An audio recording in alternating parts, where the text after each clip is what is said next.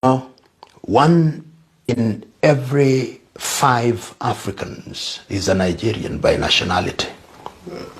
And I described it as the African heat.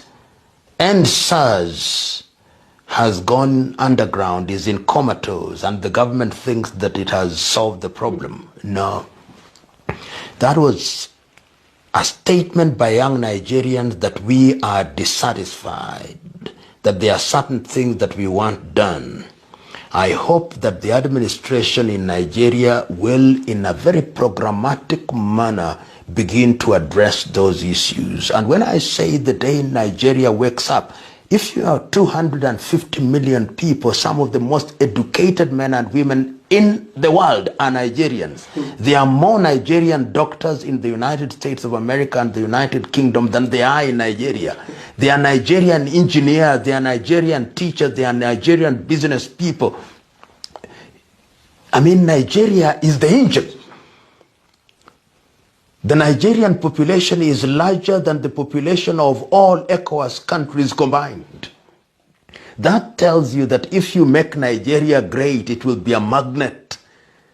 And that is why I think deliberate effort must be made to make Nigeria stable, and Nigeria must also be renegotiated so that these tensions, I want the central administration to listen to what NNAMDI KANU is saying.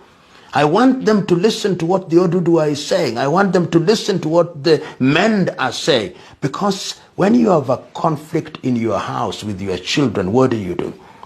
Do you beat them? You do stop talking to them? You call them at a table and you ask them, it is in our best interest that we retain this thing, but what is it that you don't like? And if you do that in humility, then you will listen to the people and restructure your country in a manner that makes it sustainable. It is doable. I remember those of you who are spiritually inclined, on the day that God was creating man, there was a conversation. He asked, and let us create man in our own image. There was a conversation in the heavens. Why can't we have a conversation here on earth? I believe in self-determination. Self-determination via the route of a referendum. There are people who may canvass for Nigeria to continue the way it is presently constituted. There are people who may even want to suggest restructuring. But we must bear one thing in mind. The same people that rejected restructuring in 1967 and 1968 are the same protagonists who are today still rejecting restructuring, by which I mean the British government and the Fulani Janjaweed Caliphate. They do not want it, they cannot grant it, because they think it will be detrimental to their survival or to their hegemonic tendencies within Nigeria. Therefore, I will recommend, or I will suggest personally, that people are entitled to hold whatever view they feel they are comfortable with. But for us, it is self-determination via referendum. And I do hope and pray that, who knows, one day our children may vote to have Oduduwa and the Biafra nation, one as a southern, whatever they may call it, I'm sure it's not going to be Nigeria, and to decide to run their lives the way they see fit. Restructuring cannot work because Nigeria has very faulty and shaky foundations. It cannot work because there are competing and divergent value systems. It cannot work unless we are deceiving ourselves. The borders are open in the north. They closed semi-border, but the borders in the north are open for all manner of,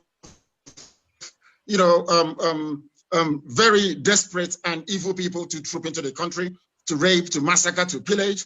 No one is talking about it. You're talking about disparity in terms of our concept, our understanding of how a society is supposed to function. I'm absolutely flabbergasted that some people that I have regard for in terms of the intellect can come on this platform and be debating how to keep Nigeria warm with all the inbuilt anomalies in place. You can't go to beg Fulani for restructuring. They won't give it to you. You have to price it away from them. That's what Ganadam is talking about. You need to take it away from them. They're not going to sit down and say, oh, come and take it. Ochuku went for restructuring and they said no.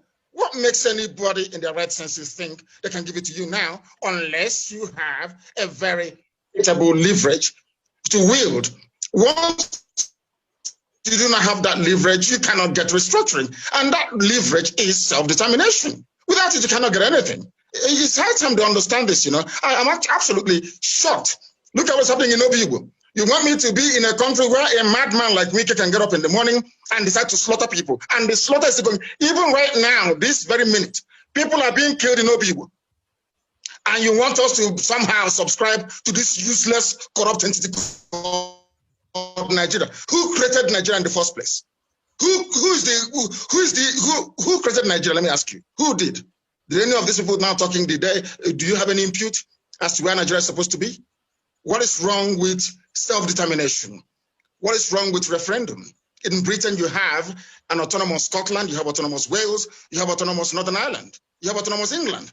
What is wrong with that, for goodness sake? Sometimes I'm shocked the way we reason in Africa. It is absolutely shocking. What is it? What is the incentive for anybody to subscribe to one Nigeria? I ask. There is absolutely none, none whatsoever. You are in a country where you have a people who they have this sense of entitlement. You know, we have to determine what happens. You go to NNPC, it's only Fulani people there. You go to customs, only Fulani people there. You go to immigration, only Fulani there. You go to the army, the high echelon, it's only Fulani there. Air Force, Navy, oh, come on, for goodness sake. Let's stop deceiving ourselves. Nigeria is unworkable. Not today, not tomorrow, not ever. I am not for restructuring. I am for the outright breakage of Nigeria, the same way we were before the white man came. And I make no apologies about that in any way, shape, or form. Now, there are people who may want to, for reasons of nostalgia or kind of hankering back to the past, they saw 1960, people were out on the streets, they were dancing, they were making merry, there were high hopes for Nigeria. I mean, I can excuse them. But the reality today is that you have Fulani, a very virulent and dangerous Fulani Janjaweedism on the march. They want Ruga. They want to take our waterways. I mean, oh, come on. Nigeria is unworkable, can never work, and will never, ever work. The best way for us is self-determination. If they feel that they have the superiority, so to speak, or they have the upper ground in terms of the validity of the argument, they should come out and debate with us. What is wrong with a referendum? If you claim that a majority of the people want to remain in one Nigeria, then let's have a referendum. Let's determine it once and for all. How come via a referendum, Atiku became a Nigerian citizen? Why should I not be allowed to exercise the same right that Atiku actually exercised before being allowed into Nigeria? What is wrong with that? I mean, these double standards I cannot understand. Let's cut to the chase. The only thing holding Nigeria together is the oil and gas in Biafra land. And for the sake of that oil and gas, Biafrans are being killed right now as I speak. Wike is carrying out his genocide in Obibo right now. The day we rise up in anger, misunderstand us. But right now that this genocide is happening, no one is doing anything about it. I cannot be in a country with people who do not see any evil, they hear no evil, and they condone evil. I cannot be in the same country. Heaven knows I cannot be in the same country with these people. If there is any need for us, I would prefer a situation whereby those of us in the South will get together and say enough is enough.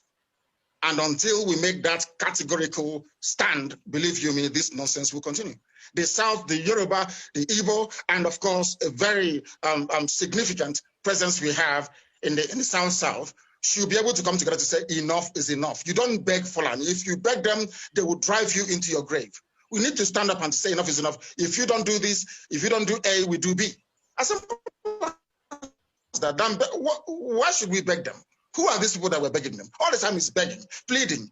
And as Ganadam said, come 2022, they'll start talking about elections. They want to see the future of their children in Asorok running all over the place, either as SSA or as secretary to the government. All these debates about restructuring will just go through the window.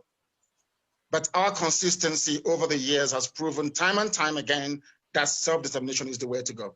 And there is one thing that will make it absolutely critical that we sustain this very drive, and that is the unity and camaraderie between the East and the West, between the Igbos and the Yorubas. And when we say the Igbo, that means encompassing everybody who's in the East, and of course, our Yoruba brethren in the West. Once we are together, believe you me, Fulani will panic, and they will give us what we want.